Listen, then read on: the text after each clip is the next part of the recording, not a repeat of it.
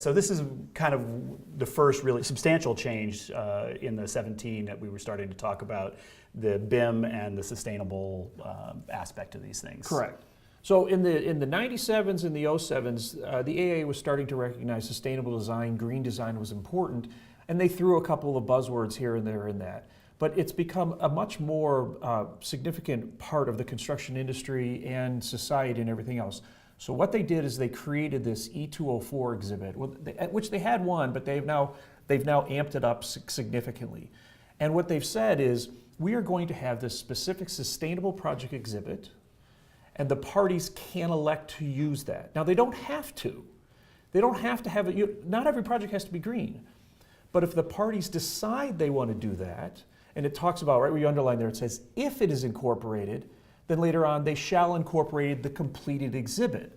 So, and that word "shall" is an interesting one, right? It's a very powerful word. Yeah, in legal terms, you have to do it. This isn't a may, this isn't okay, I think about it. So when the parties start to talk in the beginning of a project, if the owner's interested in doing LEED or Green Globes or whatever type of sustainability model they want to follow, if they decide they're in and the parties get in there, once you're in, and you have to fill out the form. Now you can have different levels of how intense it is, but if you're in, and it becomes part of the overall contracting project. So this is an interesting one because you could totally imagine a question on the ARE that says something like, there's a project and the parties involved are deciding this or that. Do they have to do X, Y, or Z that's about sustainability? And the answer would be only if they've elected in this B101 moment here that yes, we are in fact filling out the E204, and therefore the architect has certain responsibilities about sustainability, the owner has certain Correct. responsibilities about sustainability, and even the contractor has certain responsibilities about the sustainability. Like once you fill this out, then everybody's on board and the project is going in that direction. Yes. And is contractually, legally going that direction.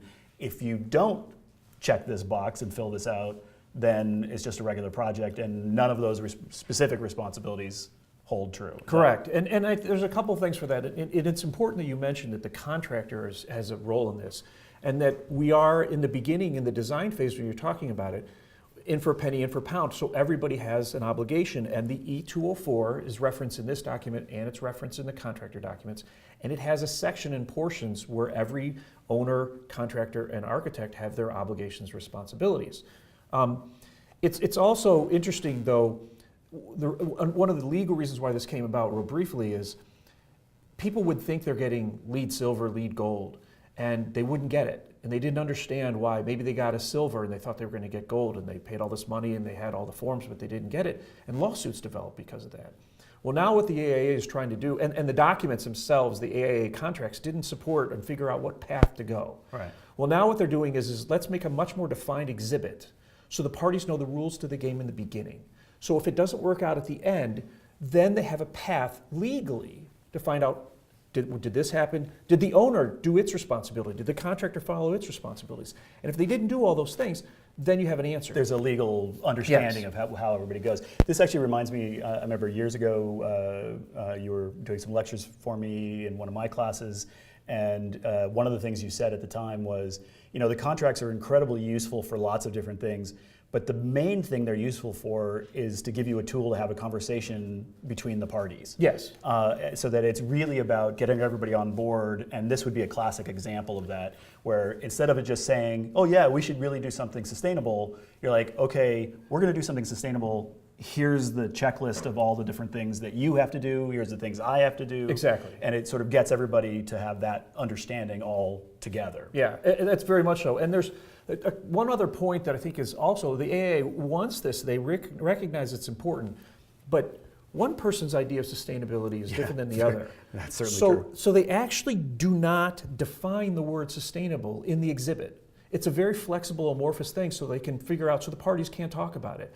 And then you have you can kind of self-define it for this project. Exactly. So you actually create a sustainable objective, you have a sustainable plan. It walks you through the process, but it doesn't deliver exact definitions, and that's good.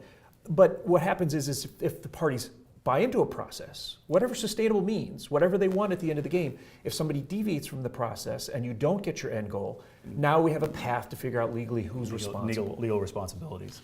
I think this is a great example of one that could easily be a question, so I think that's a good one to know.